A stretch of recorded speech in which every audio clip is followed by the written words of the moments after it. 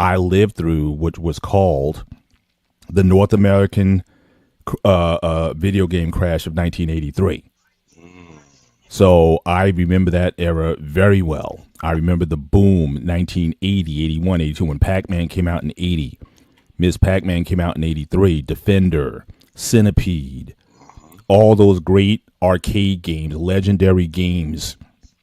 Like I said, Defender, as I said earlier, that came out in that time.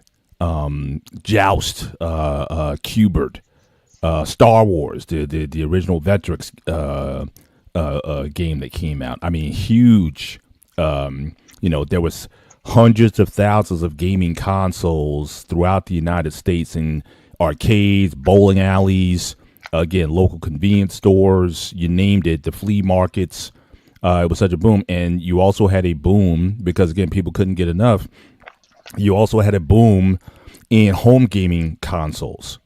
So, again, right now, from what I understand, that, correct me if I'm wrong, there's basically two players now. You have Xbox and you have PlayStation.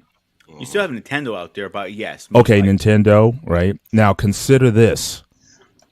You had, and by 1983, you had Atari 2600, Atari 5200, ColecoVision, Intellivision, Vectrex, Odyssey, Odyssey 2.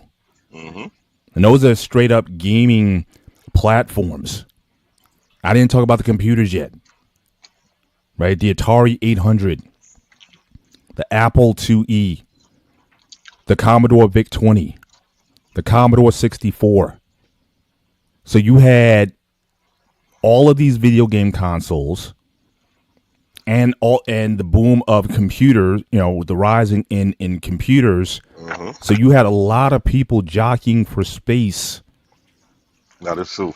In that time with very limited resources. So again, 1983, the most you could do was 8 bits. You guys are talking about terabytes. You had 8 bytes. 2 to the 8th power, 256. That's it. That's all you had for these home video game systems. So, in such a crowded space, there was such a competition to get out games, and you had games being produced by companies that weren't even in gaming. Purina Dog Chow, the dog food company, made a video game that basically if you bought a certain amount, you turned in a voucher, whatever they had, they were churning out video games.